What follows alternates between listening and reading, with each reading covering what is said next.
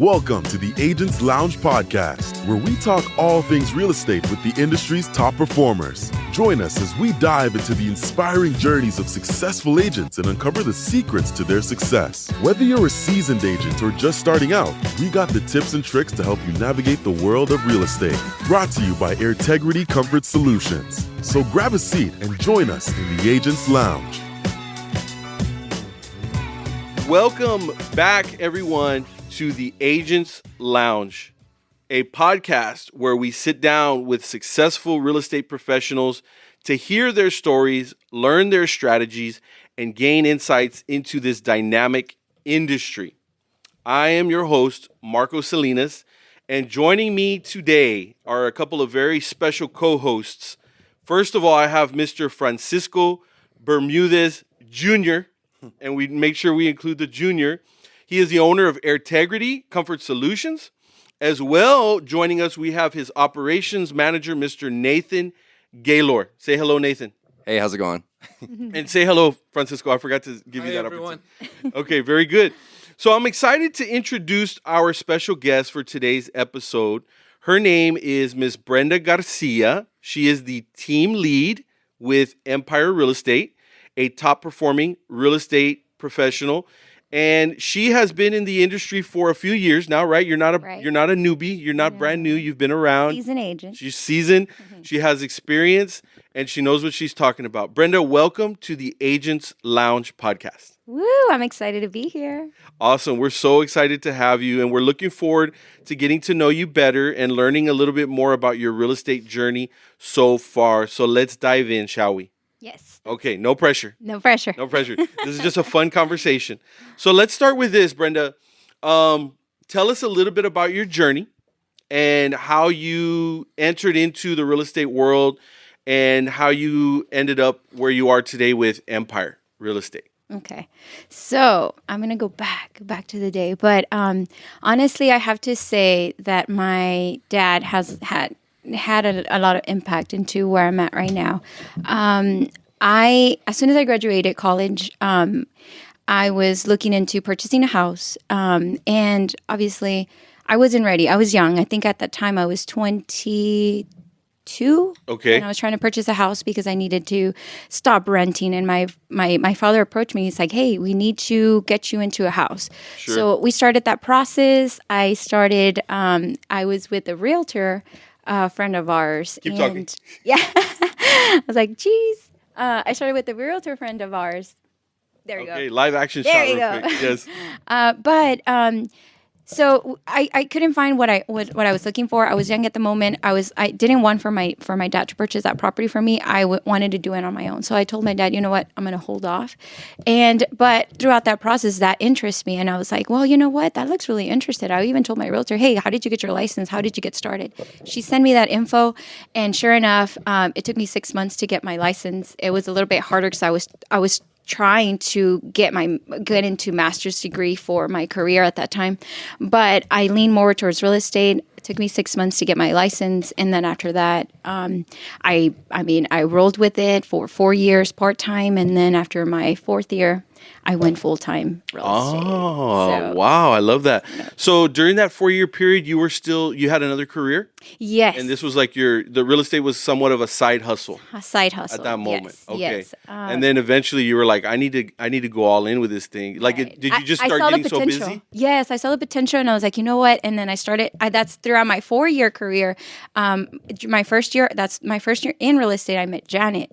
But then we lost touch for 4 years. And then when she heard that I was looking for a new brokerage, she reached out and she's like, you need to come check out my brokerage. And that was with Remax.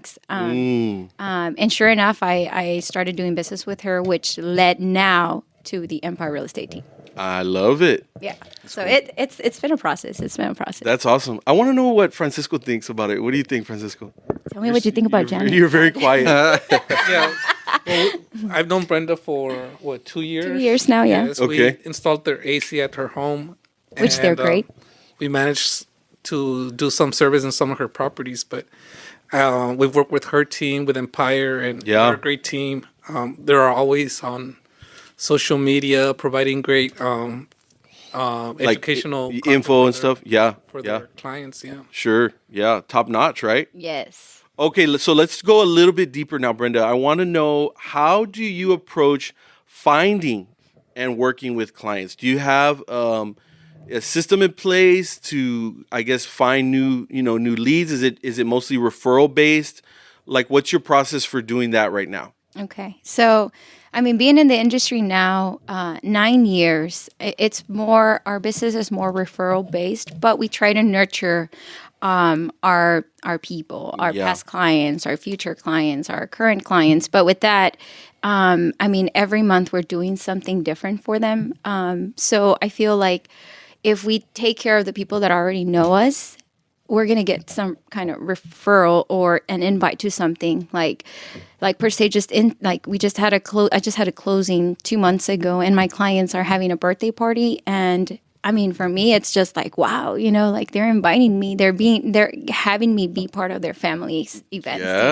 Yes, because I love we that. are nurturing them in some way or another. Every month is different, but that says a lot. Right. That really says a lot, because this is a business transaction, right? This is a very important business transaction for whoever is in the seat that's trying to get their home. Right. It's usually one of the biggest transactions, right?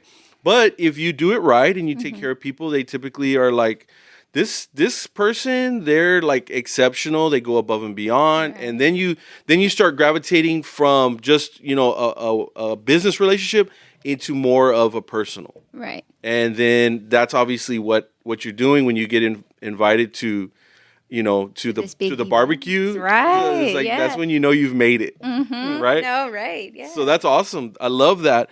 So let's go a little bit deeper again. I want to talk about like maybe so you said 9 years, right? 9 years. 9 years you've been doing this. Okay.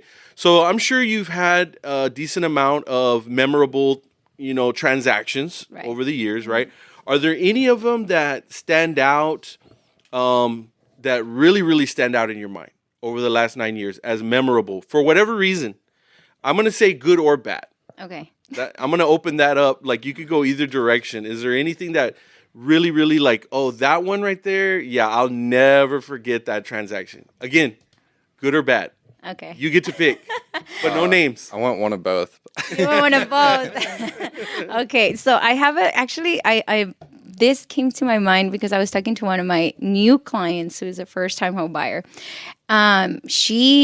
We were in a multiple offer situation, and I asked her, I was like, how would you feel if we don't get the home? Like what's going to happen? Like, are you sure you want this home, or would you be open to other options if we don't get the house? Because we're in a difficult situation right now. So she's like, I'll be fine. If I don't get this home, I'll be okay. So I told her, I was like, look, if it's meant to be, it's going to be yours. And previous years, I had a buyer, first-time home buyer too, that we were in the same boat. We were in the multiple offer situation. Unfortunately, we didn't get the house at that first time. We find another house for them, and we're about to do the inspection. But then the previous listing agent from that house that they really wanted calls me. She's like, hey, are your clients still interested in purchasing this property because it's going back on the market? And I know your clients were next in line.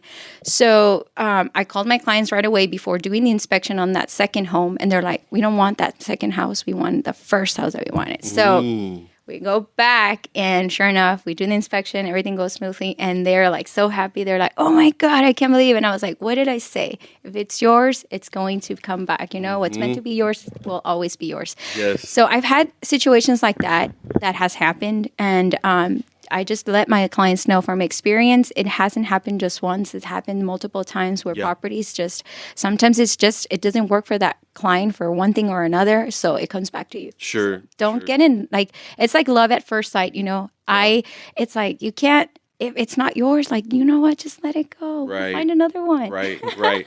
So I would put that story though, Brenda, in the good category. Right. That's a good one. Because it was still a happy ending. It was a very happy ending Okay. for them. So let's appease Nate.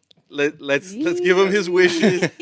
What would you like? What would come to mind as far as maybe something on the not as as a happy not as happy of an ending, but maybe a good learning lesson, because there may be other realtors or potential realtors that may listen to this podcast, right?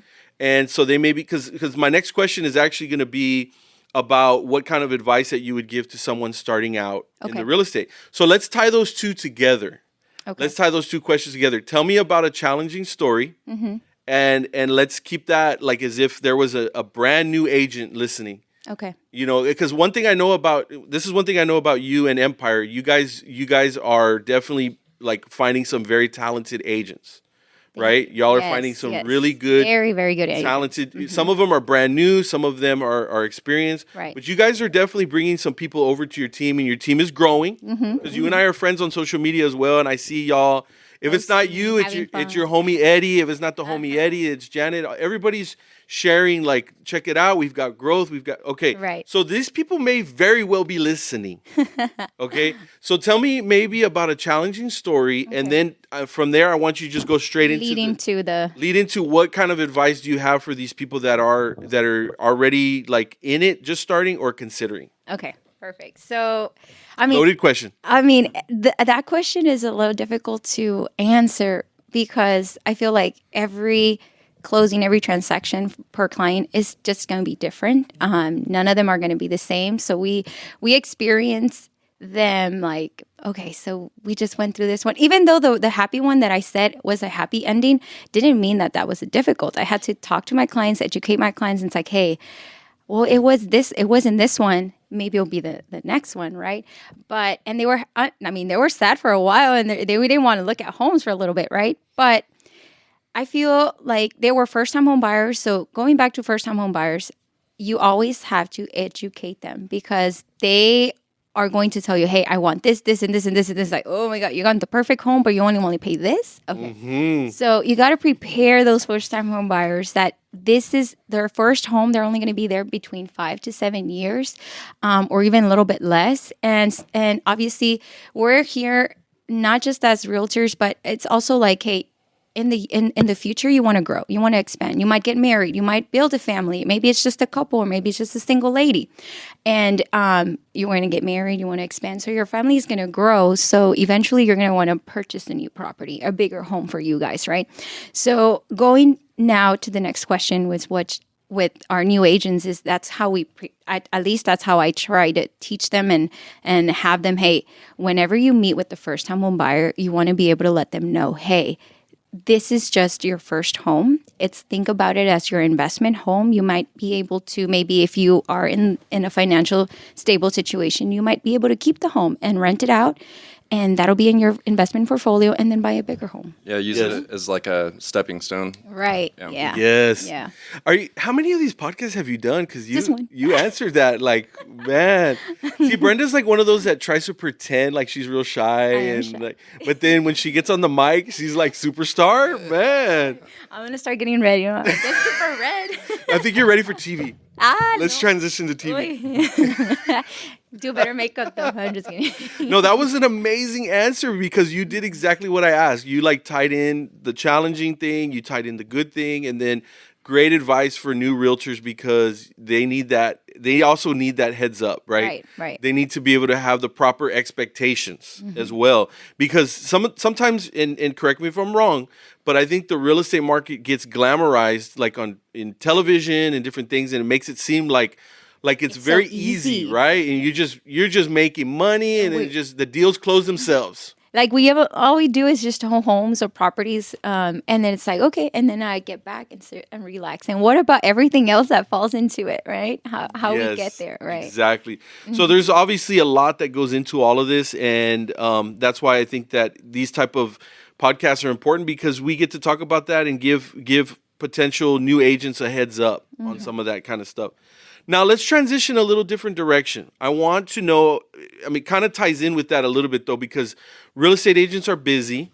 There's a lot going on. Transactions don't always go the way that they're supposed to. Right. So what that kind of translates for me is that it can also be very stressful, right?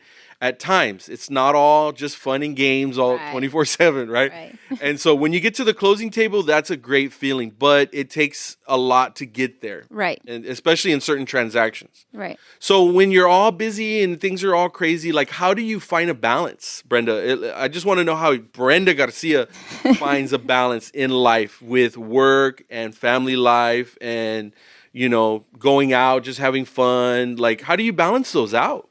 It is difficult. Sometimes I have like even friends that are like, you gotta take a break, and I'm like, ugh. But you know what? I try to set some time apart, and I always schedule ahead. Like I've learned throughout my career that it's like I want to be prepared for the next week, you know. So I always plan ahead.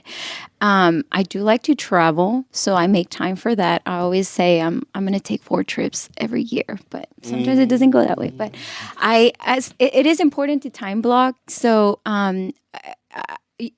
before I was working like 7 days a week, not 24 hours because I need to sleep, but I was What if you could? Right. So I was working 7 days a week. I was doing so many open houses during the weekends, but now I've been able to take at least one day off, and those are my Sundays, my sacred Sundays. So I try not to work. But when a client is out of town and they need to, like, they're like, hey, I'm going to be out of town this weekend, I got to take advantage of the time. I'm like, I will work. You know? Right. But yeah, it's just finding the balancing. And I've learned that it's like money comes and goes, right? As difficult and as easy as it sounds, money does come and go, but you have to always find balance for your family. And last weekend, I was working every day. I worked from Monday to Sunday, and my family was in town. They're from Laredo. They were in town for the weekend. They just wanted to have a good time, but I didn't get to spend time with them. So I already scheduled for next week that I'm going to take off Saturday and Sunday to go see my family. There you go. Yeah, there you take go. advantage of that time. The phone stays open, right? It doesn't go on do not disturb.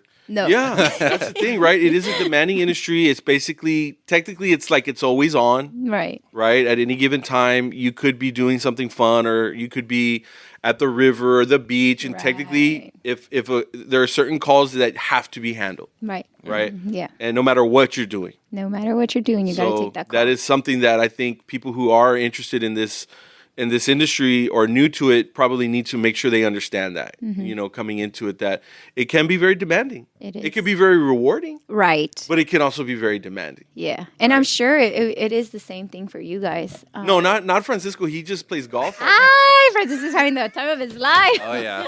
Can we delete that from the... That's why I'm here. I sweep up everything that... There you go. He's right, That's Right? He clears a pathway so that he can golf. Right. We can edit this part of the Beep, beep, video. beep, beep. Let's do that DJ horn. Gang, gang, gang. Okay, we won't go further. We'll stop. Oh, there. let's do it. No. Francisco's like bright red right now.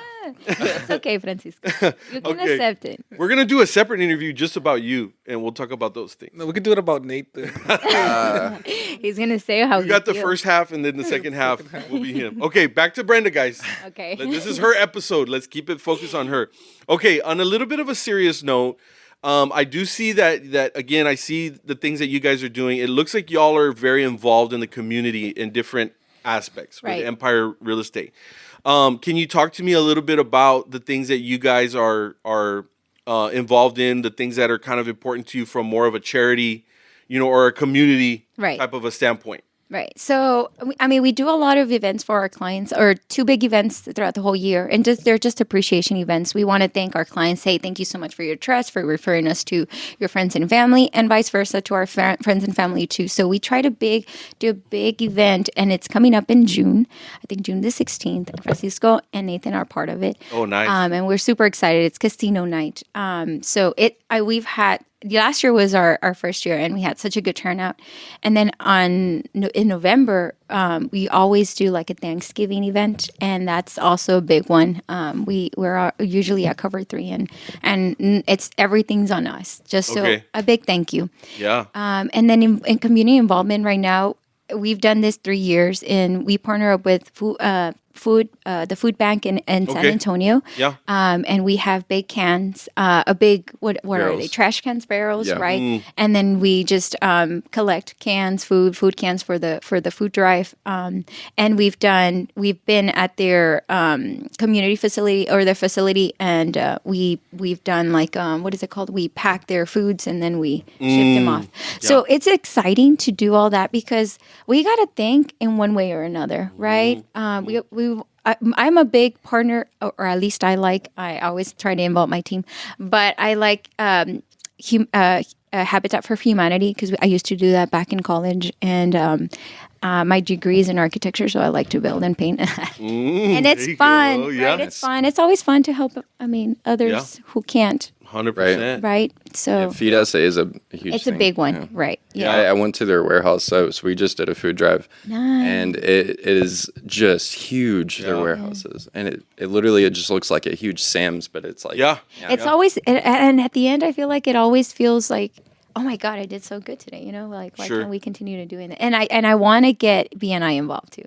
There you go. So, yeah. let's see. For those that don't know, several of us here are very much involved with BNI, Business Networking International, and it's created some really good relationships, and it's allowed us to network, and we met some amazing people, right, with that group. And I'm sitting around of you. That's right. And matter of fact, this whole thing is basically a product or a byproduct of our connections with BNI. So it obviously it works, right? Right. But anytime that you're able to find a way to give back, it's always a big deal. And then there's also just kind of like a natural, you spread more awareness of what you do and who you are. That's just kind of organic. Right. Just you're not really trying to force anything on anyone. It just kind of happens.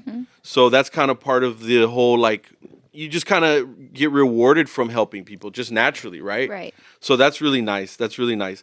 A little bit different question for you though, Brenda, is we're almost done. We're wrapping up. Just a couple of last questions here. But the market is still a little bit kind of scary for some people, right? It can a little up and down, and the interest rates are not what they were right after COVID when everybody was going nuts buying like crazy. Fun times. But people still need to buy a home. Right. No matter what, right? And my dad was a real estate agent, and he got his license in the late 70s and early 80s, and the interest rates at that time were almost 20%. That's crazy, right? And he tells me and he's told me in the past, people were still buying. Right. They had to do interest only loans, so you have to make adjustments, right? But people are always needing a house. It may not be as much as what we saw the last couple of years, but they're still out there. But I think the bigger question is, what do you think about the future? Obviously none of us have a crystal ball. We don't know what's going to happen, right? But since you're kind of boots on the ground, you're out there face to face with the people all the time. What are your thoughts on the future of the real estate industry? Where do you see things going? And what should people do? What should people do even though things are a little bit shaky? Should they stay on the sidelines, or should they consider at least? How do you call it? Date the rate? Is that what it is? I actually don't like that quote.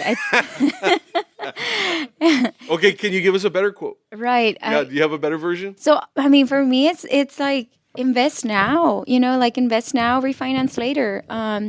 That's how I see it, and that's how I try to educate all my clients, and especially also our newer agents. But it's why wouldn't you purchase now? If you have the capability of purchasing, don't wait. Though that value is going to increase. Yeah. The interest rate is going to fluctuate. Every year it goes up and down. Obviously, the past years it was so low, right?